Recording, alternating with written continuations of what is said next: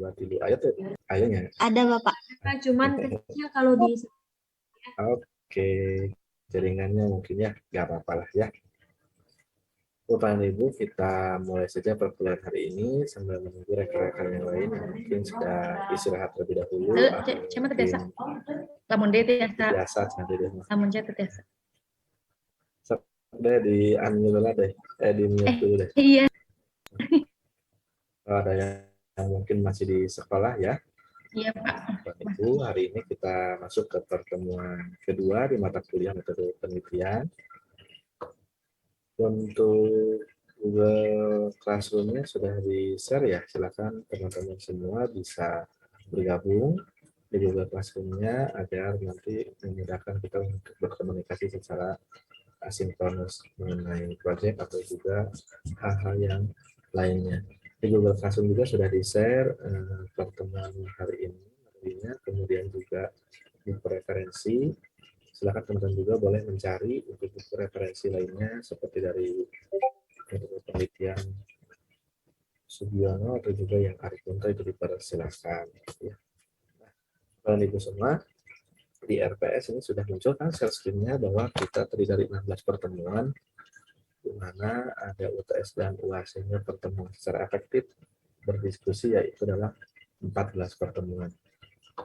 Di sini ada klasifikasi penelitian. Mungkin untuk di bagian materi ini belum dijelaskan secara spesifik. Nah, adanya di CPMK di sini. Jadi klasifikasi penelitian itu nanti kita akan membahas bersama mengenai metode penelitian dari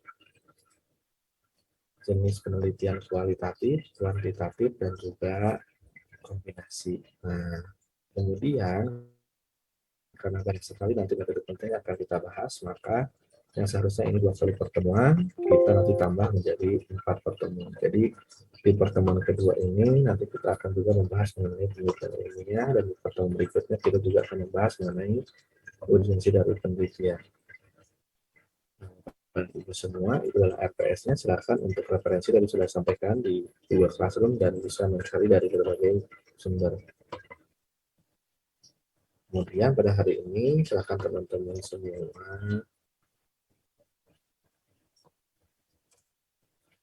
kamera bagi yang bisa off kamera, kalau yang tidak mampu off kamera juga nggak apa-apa ya, khawatir sinyalnya tidak bagus. Ini bahasan kita hari ini, silakan sudah muncul. Nah, ini sudah muncul. Jadi apa itu penelitian? Penelitian ini sebagai upaya ya untuk mengetahui apa yang kita tidak ketahui atau ketika kita tidak tahu apa yang harus kita lakukan yang didasari dengan adanya permasalahan, kemudian juga rasa ingin tahu yang tinggi dan juga sikap atau pemikiran yang skeptis ya. Skeptis itu apa ya, kemarin pun kita sudah bahas. Skeptis itu lah di semester kemarin juga sudah kita singgung ya sedikit mengenai skeptis itu adalah sikap atau rasa yang keraguan atau keraguan-raguan. Nah, itu juga menjadi salah satu sikap yang perlu dimiliki oleh seorang peneliti. Nah, di sini juga ada masalah-permasalahan. Nah, dari permasalahan tersebutlah nanti kita melakukan penelitian yang tujuannya untuk menyelesaikan permasalahan tersebut atau membuat solusi-solusi untuk permasalahan yang sudah kita rumuskan atau yang sudah teman-teman rumuskan. Kemudian juga rasa ingin tahu, nah ini menjadi dasar ketika teman-teman ingin meneliti. Ini kode etik peneliti yang perlu dimiliki oleh kita bersama ketika kita akan melakukan penelitian. Yang pertama, karyanya harus original, silakan. Kemudian valid dan reliabilitasnya terjamin, kemudian fokus, sistematis, dan sesuai dengan metodenya. Sesuai bidang keilmuan, kemudian bertanggung jawab secara akademis, menghargai pendapat, masukan, dan hal-hal yang lainnya disampaikan oleh orang lain melalui karyanya. Kemudian memiliki kebermanfaatan untuk berbagai pihak, tidak plagiasi, tidak fabrikasi, dan tidak falsifikasi. Tidak ceroboh dalam melakukan penelitian, tidak eksploitasi ketika melakukan penelitian terhadap subjek penelitian, dan yang paling penting tidak duplikat, ya, menduplikat hasil penelitian orang lain. Nah, itu beberapa kode etik yang perlu kita miliki ketika kita akan melakukan sebuah penelitian atau melaksanakan suatu penelitian. Untuk menghargai pendapat atau masukan karya orang lain dari hasil karya orang lain yang sudah dipublikasikan, itu sudah kita bahas juga ketika kemarin di semester 3 mengenai karya tulis ilmiah, di mana ketika kita melakukan sebuah penelitian, kita tentu membutuhkan ya berbagai teori-teori ataupun data-data ataupun hal-hal yang lainnya yang sudah dikemukakan oleh ahli atau peneliti sebelumnya untuk mendukung penelitian kita atau yang menjadi dasar kenapa penelitian kita dilaksanakan. Ya, jadi kode etik seorang peneliti tadi ada berapa? 9 ya. Nah, kemudian isu-isu tentang melakukan penelitian dengan subjeknya adalah anak-anak. Kebetulan kita kajiannya adalah ke-SD-an, di mana kemungkinan besar nanti subjek penelitiannya adalah siswa sekolah dasar yang dikategorikan anak-anak. Nah, isu-isu penelitian yang sering diabaikan oleh seorang peneliti dengan subjek anak SD atau anak-anak di sini yang pertama adalah proses perizinan oleh seorang peneliti kepada subjek penelitiannya. Nah, subjek penelitian misalkan siswa SD. Walaupun teman-teman Ibu Nabila, Ibu Dede, kemudian Ibu Yuni, seorang guru di kelasnya dan akan melakukan penelitian terhadap siswanya, alangkah baiknya kalau teman-teman tetap melakukan perizinan terlebih dahulu ketika akan melakukan penelitian. Kalau tidak memungkinkan ke anak ya, yang minimal ke kepala sekolah atau juga ke orang tua. Kalau memang di kelas sendiri, kalau di kelas orang lain, ketika ke siswanya tidak memungkinkan, minimal ke wali kelas, gitu ya. Kemudian setelah melakukan perizinan, hal-hal yang lain yang sering diabaikan yaitu adalah menjaga kerahasiaan dari subjek penelitian, dari data-datanya. Misalkan seperti Ibu Yuni akan melakukan penelitian, misalkan ya. Nah, hasil penelitiannya itu yang berupa data-data dari subjek penelitian itu dituliskan secara jelas atau tidak dirahasiakan. Nah, ini menjadi kekhawatiran nanti timbulnya persepsi lain atau hal-hal yang tidak diinginkan. Contohnya, Ibu Nabila misalkan yang melakukan penelitian. Data subjek penelitiannya itu dengan judulnya misalkan implementasi model A terhadap hasil belajar. Nah, di sana nanti ada data hasil belajar siswa, di mana ada pretest, ada post-test misalkan. Nah, Ibu Nabila itu mencantumkan Ibu Yuni misalkan, data pretestnya 60, post-testnya 70. Bulan Sari pretestnya 50, misalkan post-testnya 65. Denisa pretestnya 40, misalkan post-testnya 70, misalkan, dan yang lain-lainnya. Nah, data tersebut sebaiknya dirahasiakan karena khawatir ketika hasil penelitian teman-teman itu diterbitkan atau dipublikasikan itu akan dibaca oleh orang lain. Nah, mungkin ada saudaranya, ada orang tuanya, atau orang lain yang kenal dengan subjek penelitian kita. Oh, Yuni itu geningannya sudah pintar kan? Anak kamu ternyata tuh pretest tahu jadi materi ini cuma 40, pas tesnya cuma 60. Kemudian ditambahkan ada keterangannya belum lulus misalkan atau tidak lulus. Nah, itu kan khawatir nanti muncul hal-hal yang kita tidak inginkan. Ya, solusinya salah satunya adalah dirahasiakan dengan cara diinisialkan. Misalkan Nabila Humayrat Permana, misalkan jadi NHP, misalkan, bukan PHP, NHP misalkan. Nah, silakan seperti itu untuk menjaga, apalagi ketika melakukan penelitian dengan menggunakan data-data yang lainnya seperti penelitian pernah misalkan yang dilakukan oleh Ibu Bulan Sari dengan meneliti variabel X dan Y itu adalah hubungan profesi orang tua terhadap hasil belajar siswa. Nah, kan data orang tuanya dimunculkan nanti. Dede, orang tua, misalkan ayah, guru, ibu, wira swasta, misalkan Nabila, ayah, petani, ibu, TNI, anak. Itu kan data-data yang khawatir nanti menjadi dasar munculnya hal-hal yang kita tidak inginkan, sehingga perlulah diinisialkan atau dirahasiakan. Kemudian di sini ada juga isu yang mengenai si peneliti itu menggunakan powernya sebagai orang dewasa atau orang yang sudah merasa dekat dan bisa mengatur. Contohnya tadi Ibu Dede akan melakukan penelitian terhadap siswanya di kelasnya karena sudah merasa itu adalah siswanya. Jadi sebelum penelitian itu dikondisikan terlebih dahulu. Misalkan penelitiannya dengan menggunakan model A untuk meningkatkan motivasi belajar. Nah, anak-anak itu sedang penelitian skripsi, tolong sekarang belajarnya agak berbeda ya. Ketika ibu jelaskan ini, kan harus antusias. Ketika ada yang bertanya, walaupun biasanya kalian tidak bertanya, harus ada yang bertanya. Nanti ibu kasih hadiah. Nah, sebelumnya itu dikondisikan terlebih dahulu. Nah, itu menimbulkan apa? Menimbulkan ketidakseimbangan antara subjek dengan peneliti.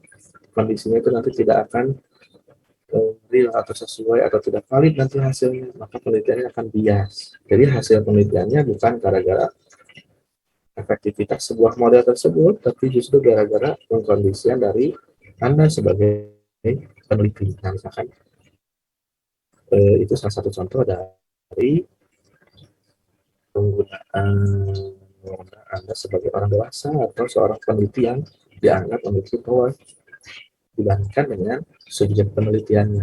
Nah, karena anak-anak kan biasanya nurut apalagi ke wali kelas. Ya, nah, itu hal-hal yang perlu kita perhatikan ketika kita akan melakukan sebuah penelitian terhadap siswa SD atau anak.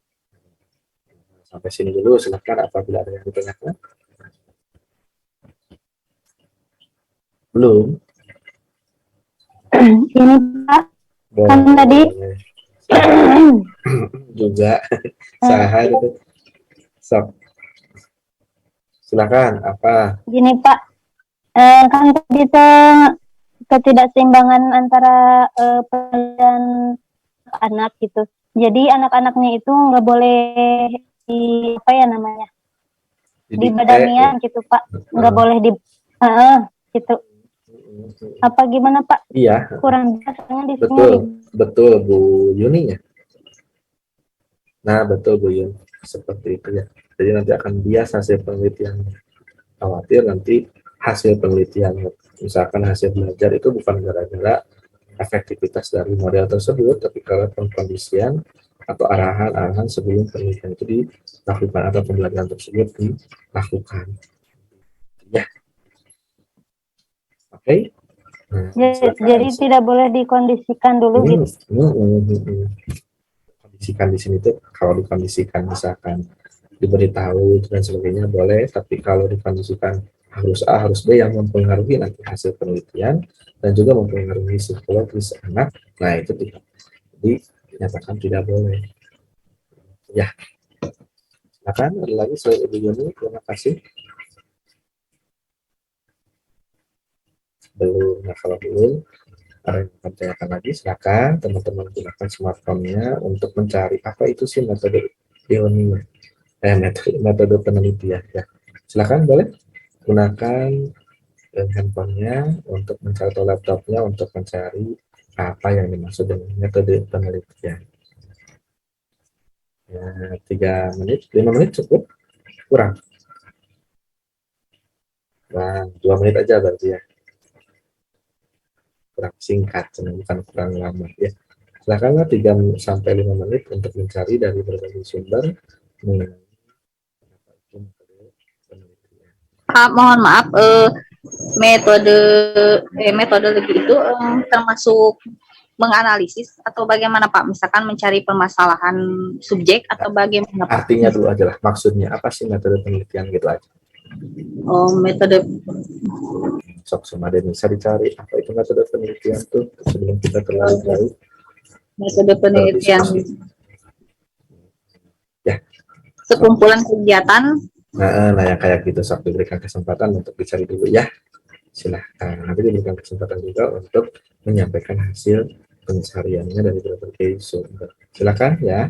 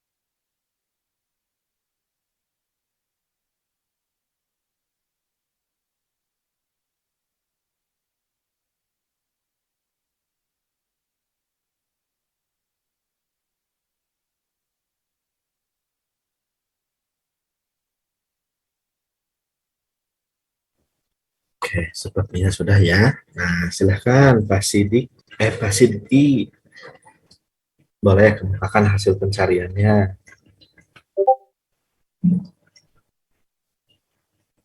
Ada Pak Sidkinya? Iya Pak, Boleh, silakan. yang saya dapat metode penelitian adalah langkah yang dimiliki dan dilakukan oleh peneliti dalam rangka untuk mengumpulkan informasi atau data serta melakukan investigasi pada data yang telah didapatkan tersebut, Pak. Pak, terima kasih. Ibu Siti Nurjana, boleh.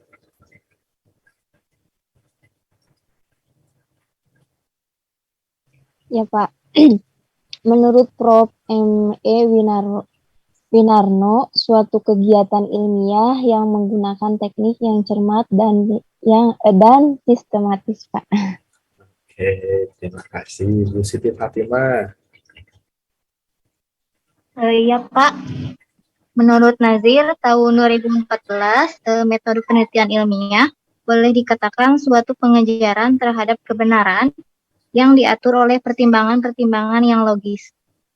Terima kasih. Ibu Siti Ajijah. Nah, itu yang jelas ya, Ibu Siti. Silakan Bu Siti Ajijah. Baik, Pak, sebentar. Silakan. Boleh lambat juga. Menurut Winarno, metode penelitian adalah suatu kegiatan ilmiah yang dilakukan dengan teknik yang teliti dan sistematik. Nah, Bu Siti Kulsum. Lah, ya opat menurutnya Siti Kulsum. Ya, Pak. Silakan Bu Siti Kulsum. Metode penelitian adalah langkah-langkah yang diambil oleh peneliti untuk mengumpulkan data yang atau informasi untuk diolah menjadi sebuah informasi. Oke, Pak, silakan.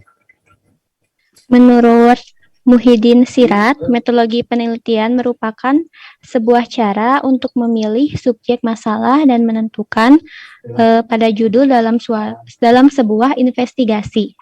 Oke, Ibu Hilma. Terima kasih, Bu. Bu Hilma, silakan. Ibu Rina, boleh Bu Rina.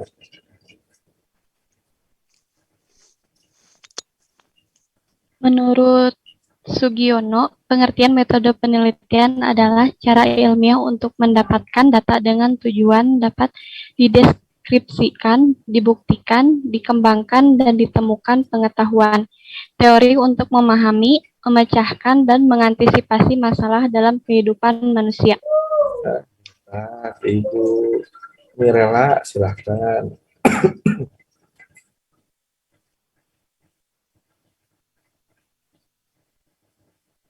Ibu Sinta Febrianti, silakan.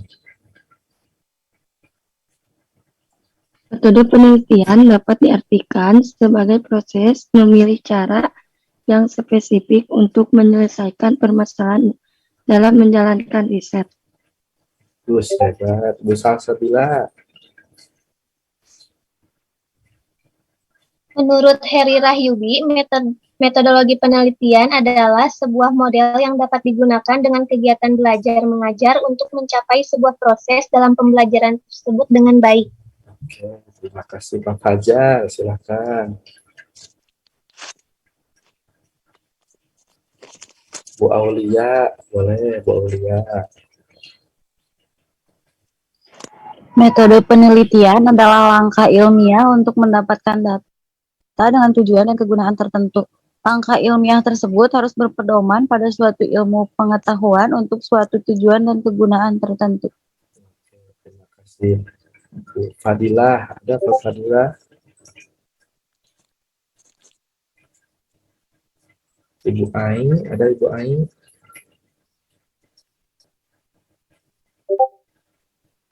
Metode penelitian adalah langkah yang dimiliki dan dilakukan oleh peneliti dalam rangka untuk mengumpulkan informasi atau data serta melakukan investigasi pada data yang telah didapatkan tersebut. Oke, terima kasih. Bu Veronica, silakan. Metode penelitian adalah langkah-langkah yang diambil oleh peneliti untuk mengumpulkan data atau informasi untuk diolah dan dianalisis secara ilmiah. Terima kasih. Ibu Santi, silakan.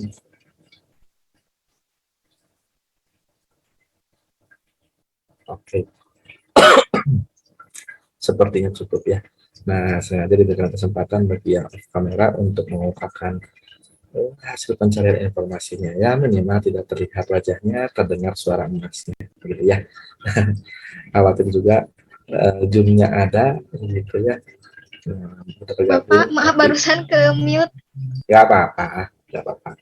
Tapi teman-teman semua tidak tergabung dalam suatu komunikasi dalam perkuliahan ini. Khawatirnya bukan karena tidak disengaja, tapi disengaja atau juga tidak disengaja memunculkan misalkan pingsan, gitu ya, atau ketiduran dan sebagainya. Kalau memang karena jaringan yang kurang stabil, diperbolehkan untuk off kamera. Khawatir nanti muncul berita ya, misalkan seorang mahasiswa pingsan ketika mengikuti perkuliahan metode penelitian ilmiah pada sore hari ini akibat dosennya galak, misalkan, atau dosennya bertanya terus, misalkan, kan bahaya. Kalau karena pukul 16, pukul 14, 15 itu kan waktunya atau sedang enak-enaknya untuk tidur siang gitu, sehingga apalagi teman-teman dari pagi mungkin sudah beraktivitas ya, kelelahan. Silakan teman-teman boleh menggunakan tips-tipsnya, tips tersendiri untuk memastikan bahwa teman-teman tetap sehat, tetap konsentrasi, dan tetap terhubung ya dalam komunikasi dalam perkuliahan ini. Boleh dengan berbagai cara, baik itu 5 menit sekali nyebur ke kolam, boleh 5 menit sekali minum 1 galon air, silahkan. Tapi pastikan ya kegiatannya yang tidak memicu hal-hal yang tidak diinginkan. Ya apa-apa, Pak Fajar, mungkin jaringannya kurang stabil. Boleh misalkan aku ada biasanya cenghar atau konsentrasi ketika makan seblak dengan level pedasnya itu sampai 25, saya silahkan. Jadi sahwa semenit, ya boleh. Atau hal-hal yang lainnya yang mampu menjaga motivasi, konsentrasi teman-teman untuk tetap terhubung ya dalam suatu komunikasi di berbagai mata kuliah, bukan hanya mata kuliah ini saja. Karena di luar sana banyak saya ingin seperti teman-teman semua, ya individu yang ingin seperti teman-teman semua melaksanakan atau mengikuti perkuliahan, tapi belum terwujud karena berbagai hal, mungkin karena biayanya, karena kesempatannya belum datang ke individu tersebut, atau hal-hal yang lainnya, karena pekerjaan tempat kerjanya tidak mengizinkan, atau pekerjaannya tidak memungkinkan untuk sambil kuliah dan sebagainya. Maka ketika kita diberikan kesempatan yang baik untuk menjadi mahasiswa, silakan manfaatkan sebaik mungkin. Karena teman-teman juga kan tidak gratis ya kuliah di itu. Nah, jadi silakan dimaksimalkan. Oke, nah berikutnya kita lanjutkan ke sudah sebelumnya terima kasih juga sudah ada yang menyebutkan sumbernya dari mana. Walaupun mungkin baru satu sumber, belum menyebutkan juga tahunnya. Tapi ketika nanti teman-teman menulis ya hasil penelitian dalam sebuah karya tulis ilmiah, baik itu skripsi ataupun artikel yang akan dipubliskan, harus jelas sumbernya dari mana, kapan tahunnya, dan nanti ditegaskan dalam referensi atau data pustaka. Begitu ya. Maka disarankan seperti ketika perkuliahan di karya tulis ilmiah, teman-teman mencari sumber yang valid atau referensi-referensi yang termasuk dalam kategori yang primer, sehingga jelas penulisnya itu siapa, kapan penulis tersebut menulis atau dipublikasikan hasil tulisannya, gitu ya. Dan nanti belajar untuk menyimpulkan atau membuat parafrase. Sebenarnya banyak sekarang aplikasi-aplikasi atau tools secara online, jadi Google misalkan ya membuat parafrase secara online, masukkan berbagai kalimat dari berbagai ahli, jadi sendiri parafrase itu. Atau juga nanti misalkan masukkan satu dokumen. Nah, muncullah nanti satu kesimpulan.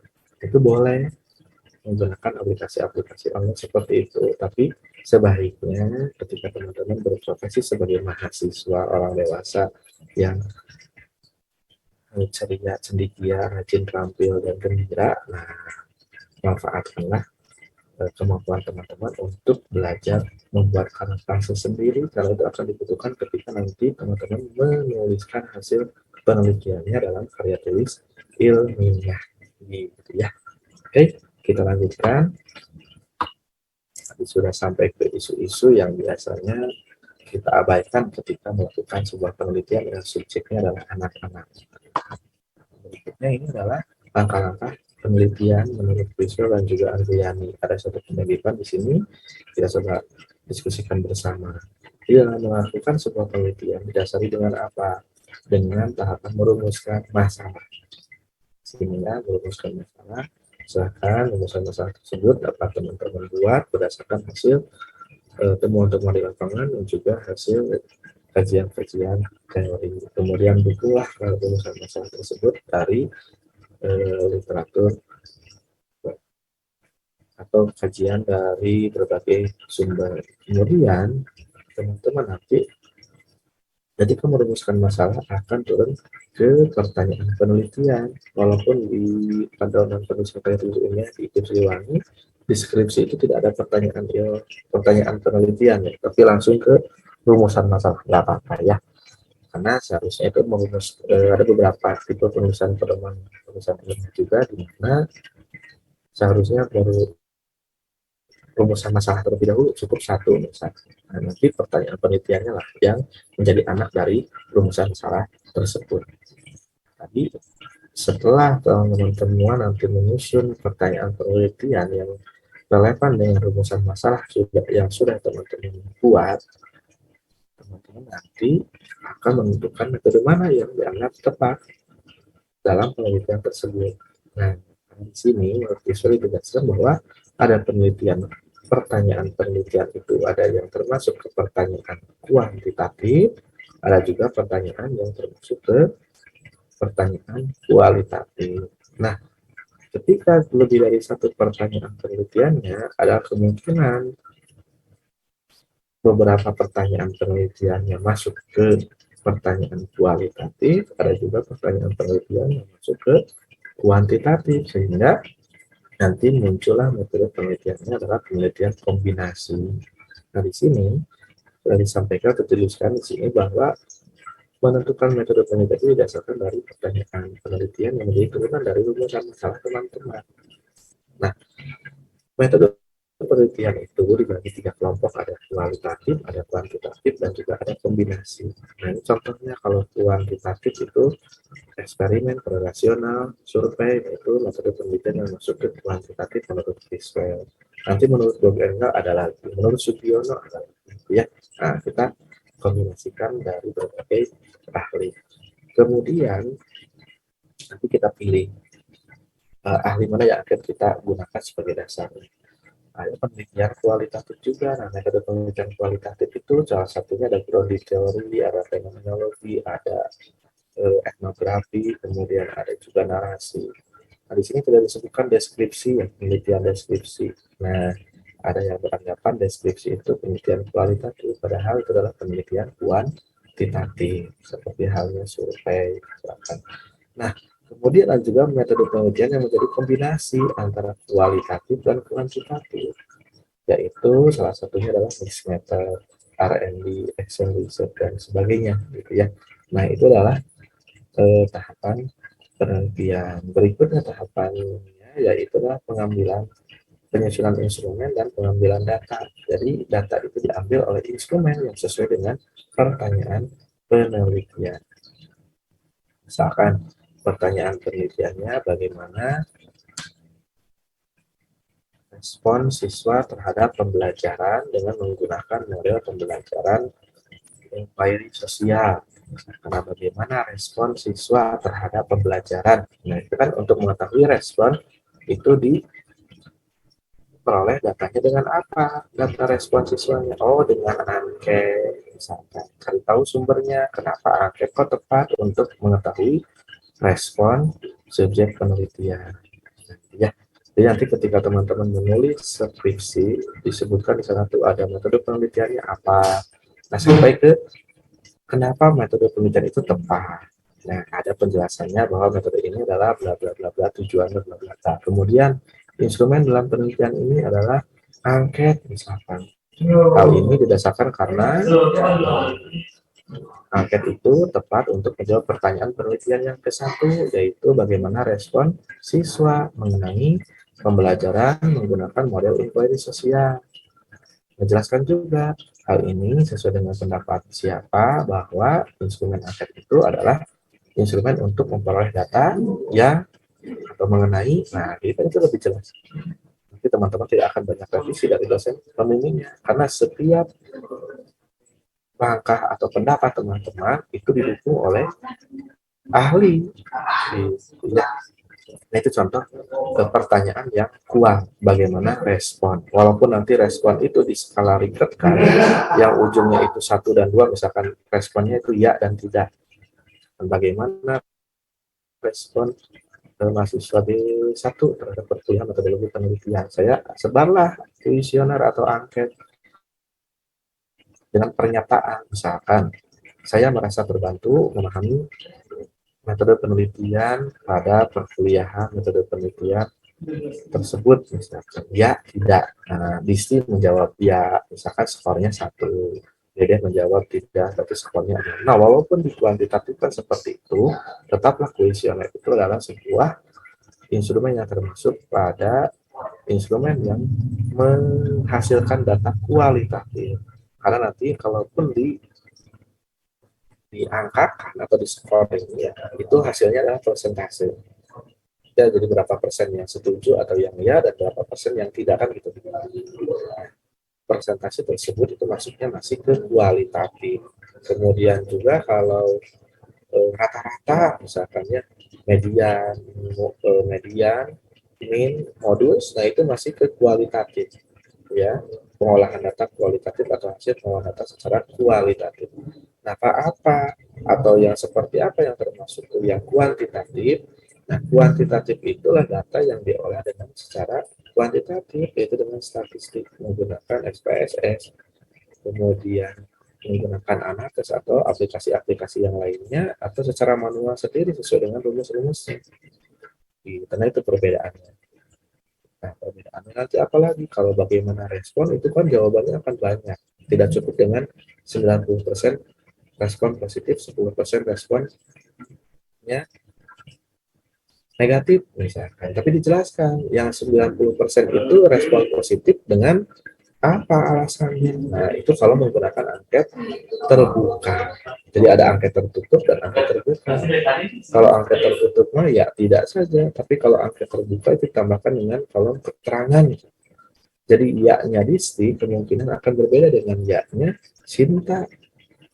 Disti mah karena mungkin merasa terbantu itu referensinya lengkap, tapi misalkan Sinta mah terbantunya itu gara-gara misalkan penjelasannya jelas. Misalkan. Nah, itu kan berbeda. Nah, itu dijelaskan. Ya. Kalau pertanyaan penelitian kuan itu contohnya, apakah terdapat pengaruh model A terhadap motivasi belajar siswa kelas 3? Nah, apakah terdapat pengaruh? Jadi pertanyaannya juga apakah? Nah, itu cukup dijawab dengan data hasil pengolahan data secara kuantitatif atau secara statistik, yang nanti teman-teman kita akan belajar bersama bagaimana mengolah data secara statistik. Itu ada uji Z, ada uji U, uji T misalkan, ya, untuk mengetahui perbedaan rata-rata. Yang hasilnya itu cukup nanti hasil uji statistik T misalkan 0,00 disandingkan dengan signifikansinya 95% atau 0,05.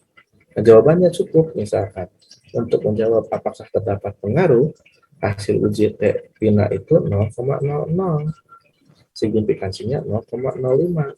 Ketentuannya apabila 0,00 atau hasil uji T lebih kecil daripada 0,05, maka terdapat pengaruh. Nah, cukuplah dengan satu tabel tersebut itu menjawab satu pertanyaan tadi.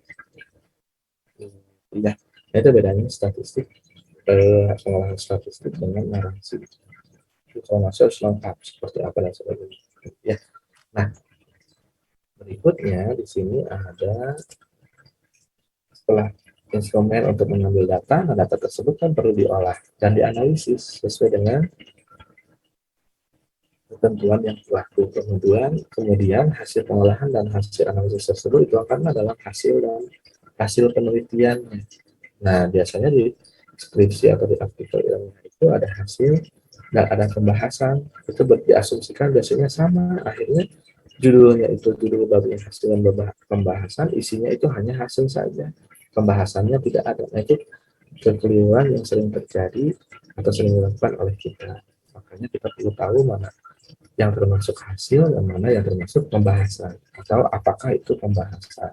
Ya, di pembahasan itu seperti yang disampaikan sebelumnya, bahwa pembahasan itu adalah mengungkapkan apa-apa atau berbagai hal mengenai kaitannya antara teori yang sudah teman-teman kaji dengan hasil yang diperoleh saat penelitian, atau temuan-temuan yang mendukung atau bertentangan dengan hasil penelitian. Jadi misalkan Pina melakukan suatu penelitian eksperimen dengan judulnya pengaruh model A terhadap motivasi belajar tadi. Ternyata motivasi belajar itu nggak meningkat, atau tidak terdapat pengaruh yang signifikan. Nah, itu nggak apa-apa kalau penelitian eksperimen. Tapi di pembahasan dijelaskan tidak meningkatnya itu karena apa.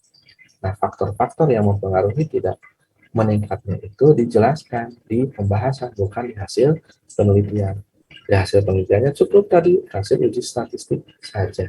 Kalau penelitian kuantitatif, ya. Kalau penelitian kualitatif juga tadi di hasilnya ya sesuaikan, jelaskan mengenai apa-apa yang menjadi pertanyaan penelitian. Di pembahasan jelaskan apa yang menjadi faktor pendukung atau temuan-temuan ini dalam mendukung atau yang bertentangan dengan hasil penelitian tersebut. Barulah setelah melakukan pengolahan, analisis, dan nanti berujung ke hasil pembahasan, teman-teman melakukan penarikan kesimpulan dari penelitian teman-teman. Ya, jadi biasanya kalau hasil penelitian itu, kesimpulan itu hanya copy paste dari hasil penelitian yang bersumber dari pertanyaan penelitian. Jadi kalau pertanyaannya 4, biasanya kesimpulannya 4 juga. Ya, nah kita nanti akan belajar bersama bagaimana menyusun kesimpulan dengan kritis, sehingga kesimpulan itulah yang menjadi dasar nanti untuk peneliti-peneliti lain melakukan penelitian yang serupa atau satu kajian dengan kita. Berikutnya setelah ini dijelaskanlah secara detail di sini, walaupun secara singkat lah, tapi mungkin bisa dianggap juga detail tentang tujuan dari masing-masing metode penelitian.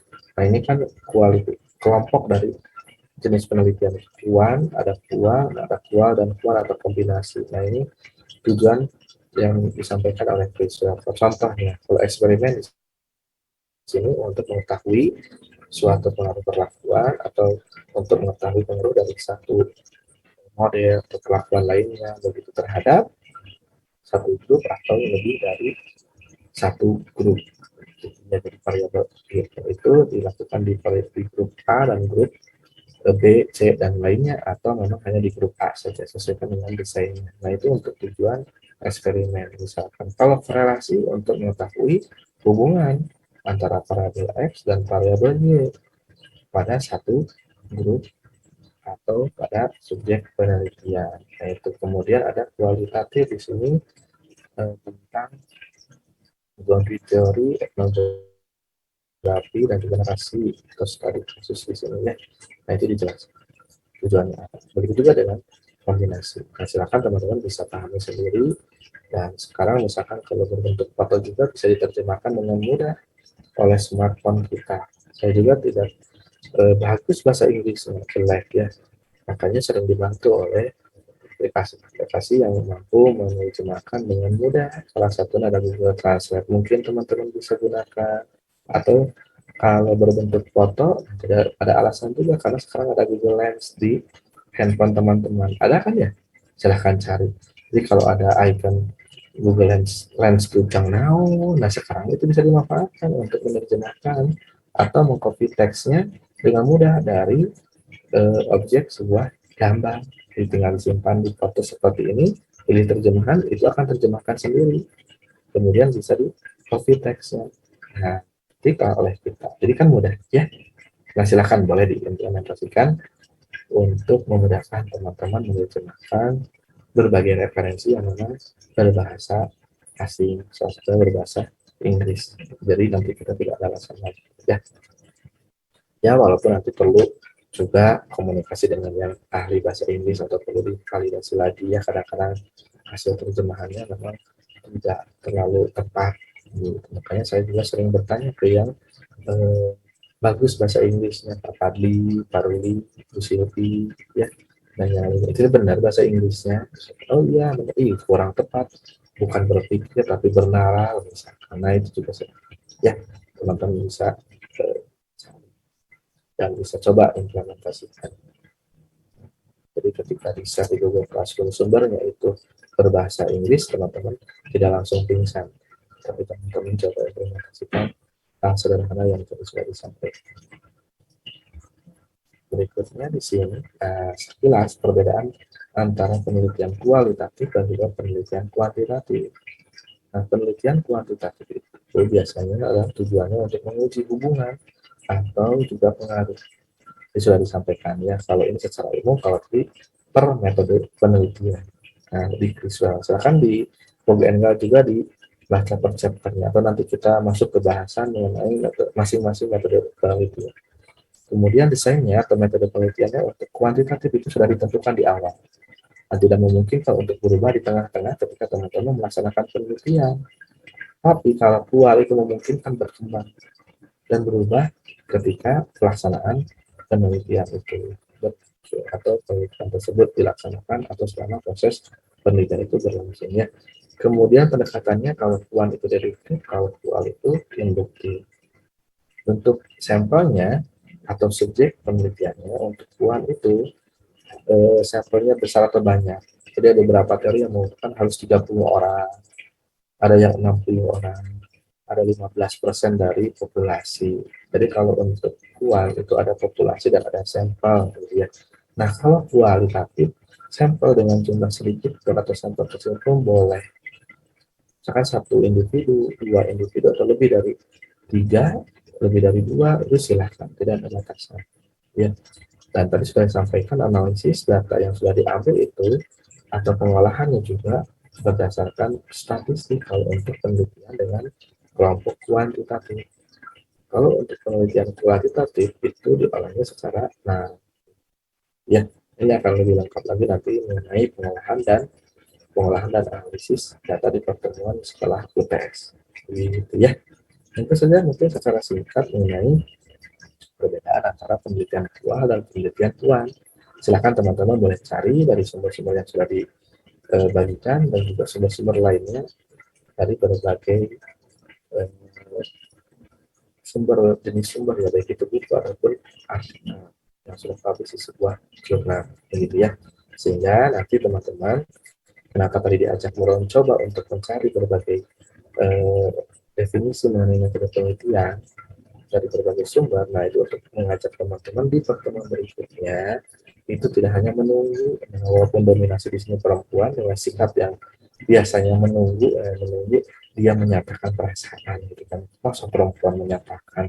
Nah, dalam perkuliahan kalau dibedakan, silakan teman-teman sebelum perkuliahan bolehlah 1 hari sebelumnya atau pagi harinya di waktu luang untuk mengecek RPS-nya, kajian pertemuan berikutnya itu apa ya. Nah, carilah sekilas mengenai informasi-informasi yang berkaitan dengan topik di pertemuan berikutnya sehingga tidak menunggu dosen menjelaskan atau teman menjelaskan.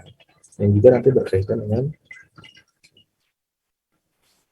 skema perkuliahannya yang tidak ada kelompok ya, tidak ada kelompok membahas satu kajian, kelompok berikutnya satu kajian. Nah, ini juga dikhawatirkan nanti teman-teman ketika temannya itu kajiannya fenomenologi, misalkan metode penelitian fenomenologi pertemuan ketiga Yang tampil kelompok A, nah, kelompok B-nya itu kelompok C dan berikutnya nyantai aja.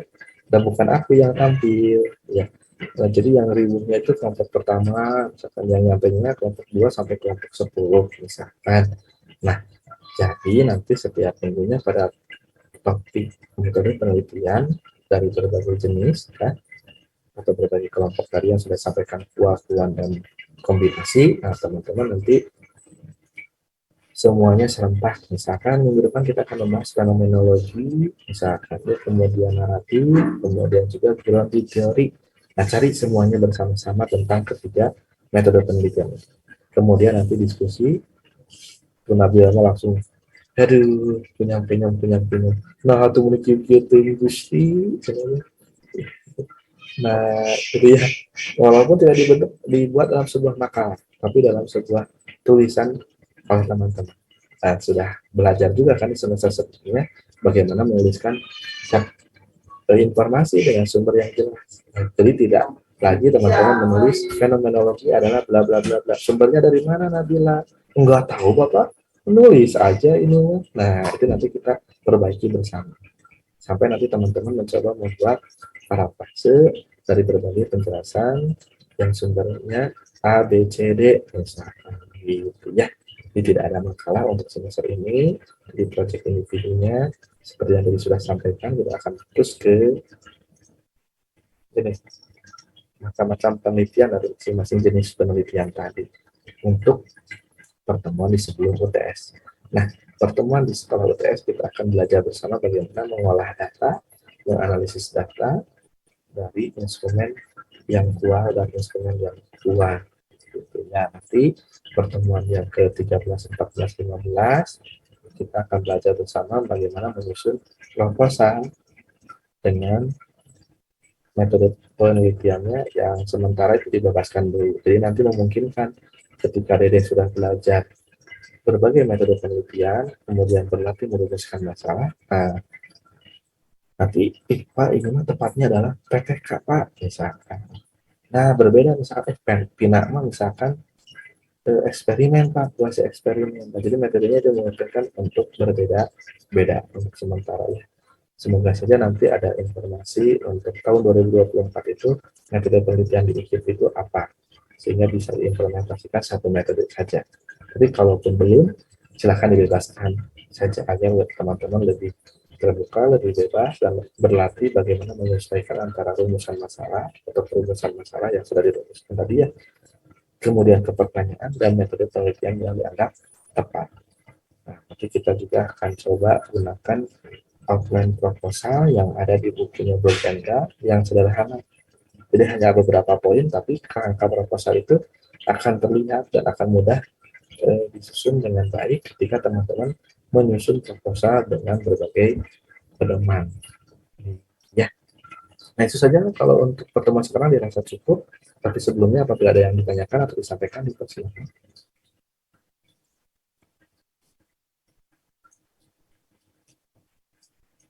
Ada? Tidak? Perkuliahan, silakan mengenai acan.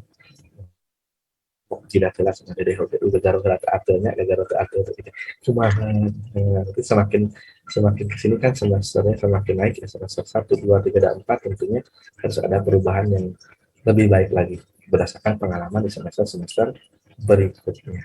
Nah, jadi mohon maaf tidak ada kelompok atau pembuat makalah ya untuk satu topik, karena ya tadi dikhawatirkan topik tersebut hanya dikaji oleh satu kelompok, yang lainnya mendengarkannya kurang fokus, akhirnya tidak tahu berasa, tidak dijelaskan oleh temannya. Apalagi ini nanti digunakannya biasanya di skripsi semester 8, sekarang masih semester 4. Aduh, ada 2 tahun tekannya, banyak sekali perasaan dan hal-hal yang mempengaruhi daya ingat kita. Tenang, Nabila guys ningali jamnya. Tadi langsung Bapak gitu, maka atuh itu. Terus saya Bukan Bapak, tadi ada petir. Oh, ada petir. Sudah tinggal jam, luar klik jam seberapa gitu. Nah, gitu ya. Itu saja, mungkin Nabila juga sudah sabar untuk beristirahat karena nanti sore atau nanti malam akan mengikuti bagaimana alur cerita dari Radit yang sekian lama sudah hilang, belum ditemukan sehingga ayahnya Rangga sakit dan ibunya juga marah-marah ke Mas Rangga. Gitu. Atau juga mengikuti alur cerita dari Mbak Catherine yang sedang break dengan Mas Randy. Gitu ya. Dan Mas Nino yang ingin bertemu dengan Rena walaupun Mbak Andi melarangnya. Gitu ya. Silakanlah teman-teman istirahat terlebih dahulu. Silakan tapi kedepannya pertemuan berikutnya semoga kita bisa bertemu dengan keadaan yang lebih bahagia dan juga keadaan yang lebih baik dibandingkan dengan pertemuan sekarang. Sampaikan salam kami untuk keluarga Bapak Ibu dan juga karena PMB IKIP Siliwangi sudah dibuka, silakan teman-teman boleh untuk membantu promosi IKIP Siliwangi ke orang-orang di sekitar teman, siapa tahu ada teman yang ingin kuliah atau juga orang tua yang punya anak untuk kuliah dan sebagainya. Ini ada IKIP Siliwangi, misalkan boleh prodinya ini dan sebagainya ya, khususnya untuk prodi PGSD. Tapi kalau bisa dijelaskan juga diumumkan di tua masjidnya misalkan ada cepat kali pada sini terus ada langsung ibu-ibu bapak-bapak baru murang kali usianya terus SMA balik kuliah makanya kayak kecil banget kudunya ya malah mungkin ngobrol santai unggul silahkan apalagi kalau sudah mengajar di sekolah ya mungkin ada yang belum linear dulu SD-nya silahkan diikut Siliwangi. Silahkan Ibu Yuni kalau ingin bertanya. Pak, kita kan sekarang kan membahas tentang metode penelitian itu pertemuan pertama. Terus untuk pertemuan minggu depan kita nyari materinya apa? Gaya hebat. Yuk mahasiswa semester 4. Mahasiswa bener mahasiswa. Nah, sekarang itu pertemuan kedua kan seharusnya ya. Nah, tapi baru dibahas pertemuan pertama mengenai sekilas penelitian dan juga langkah penelitian. Nah, perkuliahan berikutnya kita akan bahas urgensi dari penelitian. Ya, silakan boleh dicari dari berbagai sumber. Bisa diulangi tadi apa, Pak? Urgensi penelitian. Ada kan di RPS itu ya? Berarti yang pertemuan kedua ya Pak di RPS. Pertemuan ketiga di RPS ketiga. Kedua kan sudah, ke satu juga sudah ya, dikumkan ya. Langkah juga pertemuan keempat tadi sudah, nanti kita tinggal berlangsung. Boleh teman-teman cari tentang urgensi penelitian gitu ya. Hebat Oke, cukup ya. Oke. Sekali lagi terima kasih. Silakan dapat melakukan aktivitas yang lainnya atau juga beristirahat. Sekali lagi saya izin pamit. Assalamualaikum warahmatullahi wabarakatuh. Ya, untuk pengisian daftar hadir di Google Form yang sudah di-share ya sama Dede. Saya Dede share ke yang lain.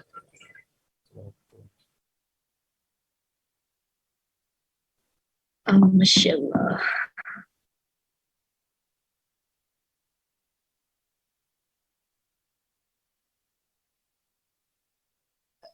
TDD jadinya Pak Fadli jam 7? Iya, jadinya jam 7 Pak Fadli. Kalau bahasa Inggris tetap jam 8 ya? Iya, jam 8, tetap jam 8. Oke, siap. Ya, yuk full day. Kuat ya.